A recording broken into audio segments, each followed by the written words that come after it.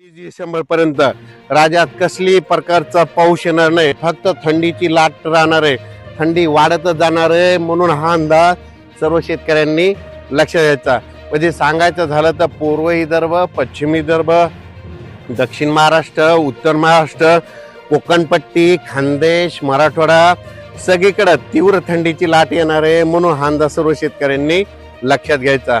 म्हणजे सांगायचं झालं तर राज्यात जवळपास देशभर या 30 डिसेंबर पर्यंत देशभर सगळीकडे तीव्र थंडी राहणार आहे, म्हणून हा अंदाज लक्षात घ्यायचा.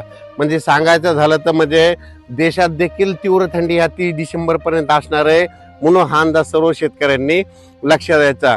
पूर्व विदर्भ त्याच्यामध्ये निफाड, पुणे, परभणी ह्या पट्ट्याचा पारा काही ठिकाणी 7 अंश कुठं 8 अंश कुठं 9 अंशावर जाणार आहे, म्हणून हे देखील लक्षात द्यायचं. यावर्षी जानेवारीमध्ये देखील थंडीची खूप चावल राहणार आहे, म्हणून हा अंदाज सर्व शेतकऱ्यांनी लक्षात द्यायचा. म्हणजे ज्यांच्याकडे हरभरा असेल तर तुम्ही फवारण्या करू शकता. त्याच्यानंतर गव्हाला देखील फवारण्या करू शकता. एक बुरशीनाशक कीटकनाशक फवारणी करायची, हरभऱ्याला फवारणी करू शकता. डाळिंब शेतकऱ्यांनी काय करायचं, ह्या थंडीचा अंदाज घेऊन काय फवारण्याचे नियोजन लावायचं. द्राक्ष शेतकऱ्या बागायतदारांना थंडी खूप राहणार आहे, म्हणून त्याचं देखील नियोजन लावायचं. म्हणजे सांगायचं झालं तीव्र थंडी असल्यामुळं नेमकं तुमच्या द्राक्ष डाळिंबा कोणतं कीड रोग येऊ शकतं, त्याबद्दल तुम्ही तुमचं ते तयारी करू शकता. पण राज्यात मात्र कसला 30 डिसेंबर पर्यंत कसलाच पाऊस येणार नाही, फक्त मात्र थंडी खूप राहणार आहे. उत्तरेकडून वारं येणार आहे.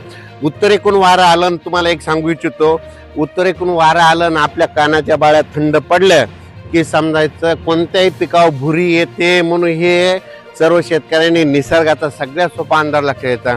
म्हणजे उत्तरेकडून थंड वारे म्हणजे डिसेंबर महिन्यामध्ये उत्तरेकडून वारं थंड आले आणि आपल्या कानाच्या बाळ्या थंड पडल्या की कोणत्याही पिकावर भुरी बुरशी येते, करपा येतो, म्हणून हे सर्व शेतकऱ्यांनी लक्षात घ्यायचं.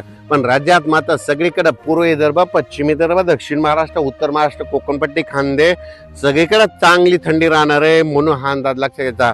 रात्री 11 वाजता अशी चांगली तीव्र अशी हे येईल, वारं सुटेल, 11च्या नंतर चांगली थंडी जाणवायला सुरुवात होणार आहे, म्हणून हे